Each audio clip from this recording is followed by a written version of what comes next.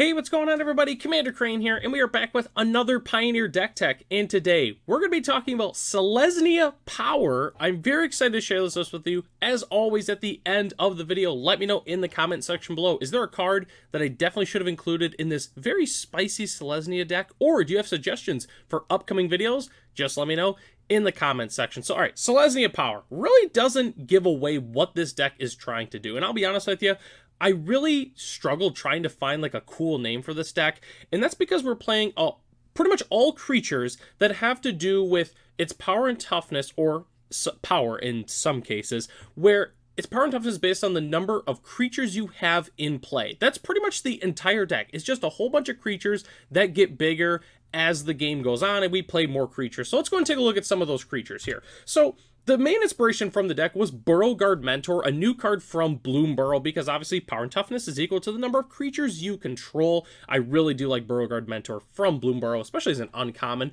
but we're also playing its friend Regal Bunnicorn, which is somewhat similar. It is non-land permanents, so if we do have some sideboard cards in like Pith and Needle or Rest in Peace, it does get a little bit bigger with Regal Bunnicorn, which is pretty sweet.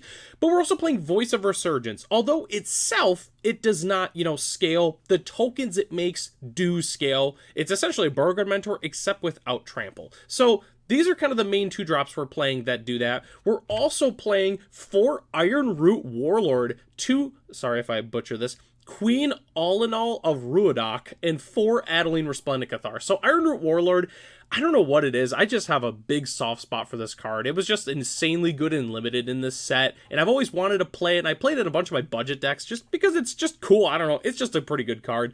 And then Queen All-in-All, I've never actually played this card before, and when I was looking for cards that have to do with power and toughness, based on the number of creatures you control, I was looking it up in Gather, and I found this, and I'm like, wow, that's actually really good, because we have a whole bunch of cards that make tokens, so we just get extra benefit from that.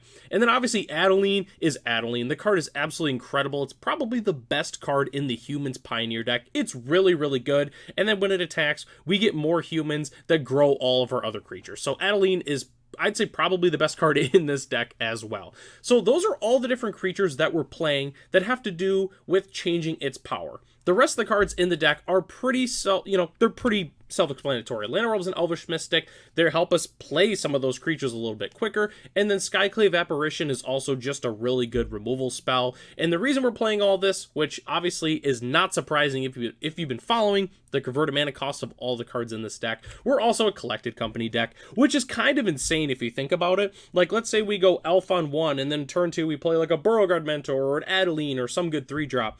Then we go turn 3, Collected Company, boom, we put it an Ironroot Warlord and a Burrowguard Mentor, let's say. So all of a sudden we have, what is that, four creatures now, we attack, all of a sudden it's 5, so we just put like 2 5-power creatures into play with Collected Company. Like, that's kind of insane, and I think, like, sure, the deck doesn't have any synergy in terms of, oh, there's similar creature types or anything like that, but being able to just, like, play Collected Company or just pay 2 mana for like a 6/6 or a 7/7 is kind of insane. So that's why we're playing the Collected Companies and all these cheap creatures. And that's the entire main board, because we're basically just playing a whole bunch of 4-ofs. Let's go ahead and take a look at the rest of the deck here. It's mostly, in terms of the mana base, is just a really simple green-white mana base. 4 Razorverge Thicket, 4 Temple Garden, and 2 Brush lands are the main dual lands. We are also playing 4 Branchloft Pathway, 2 Lair of the Hydra, and 2 Mutavaults. Mutavault's a little tricky. The deck is very, like, mana hungry. Like, some of the cards are, like, for instance, the Queen is green, white, white. So we want to be a little careful with Mutavault, but it is still a man land. It helps make all of our other creatures bigger. We're still going to be playing it regardless. And then rounding out our lands here, we are playing 1 Aganjo and 1 Boseiju because they're free. Why wouldn't we? And then we're also playing 1 Plains and 1 Forest. And as our spicy basic land of the day, Bloomburrow is still relatively new. We had to include the new Bloomburrow full art lands. I think they're all sweet. I'd say these are probably my favorites of the bunch, but I do like the winter ones. I think the winter ones are definitely very, very cool. And if you didn't know that there's 4 different arts for all these, you definitely should check those out. So that's the entire main board. Let's go and hop into the sideboard real quick. Sideboard is going to be really, really simple. We're going to want some Graveyard Hate, play Rest in Peace. We're in white. Do keep in mind though, with Rest in Peace, it doesn't work super well with Voice of Resurgence, because it says when it dies we get this, but it never dies, it goes to exile. So do keep that in mind with Voice of Resurgence. We're gonna want some extra removal. I definitely would just play Get Lost in the sideboard. I think that's the best option for us. It hits pretty much everything. Vampire Hate. Vampires is everywhere right now. I definitely recommend some number of Pithing Needles, as well as Pick Your Poisons. I think it's the best option for keeping the Vein Ripper off the table. And then Damping Sphere is also just a fantastic sideboard card. You could also play Deafening Silence, depending on if there's a lot of mono green or Lotus combo in your metagame. If there's not a lot of mono green or decks that take advantage of like Nykthos, I'd say probably just play Deafening Silence, but both are also fantastic options. And then the last thing we have to talk about with this is the budget options, which I'm going to be honest with you, there's really not a lot of cards that are pricey in this deck. Really, all to cut down the budget, just play some budget dual lands, you know, take out like the Temple Gardens, play like some Restless Prairies. You could also swap out Adeline. There is one more creature in Pioneer that has to do with power toughness that I didn't include. It's called Wayfaring Temple. It's like basically, well, actually technically there's two of them, but Wayfaring Temple is better. So it's, yeah, 3 mana, 1 white green. It's power toughness based on number of creature control, and then when it deals combat damage, you not proliferate, you populate. So that means we can make another token of something that we already have in play, which is pretty cool. But yeah, Adeline, they go for about $5-6 US a piece, so if you want to swap those out, obviously not a big deal, but Adeline is very, very good in this deck.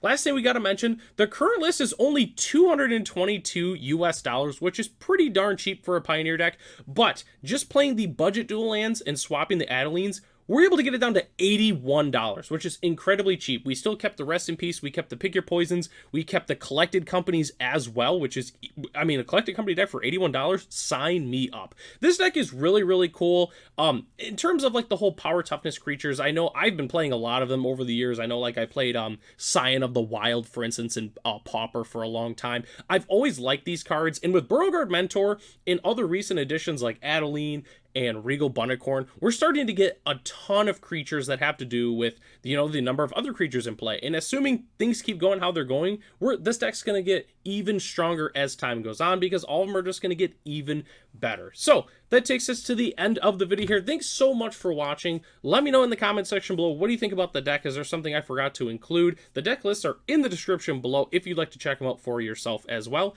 Huge shout out to our channel members, Ralph, Matt, Arcadius, Ray, Gary, and Sarwanoki. If you were interested in being a channel member, it's only $1 US a month. You get access to the exclusive Discord as well as other features here on the channel. So I'm Commander Crane. Thanks for watching this video, and I hope to catch you in the next one.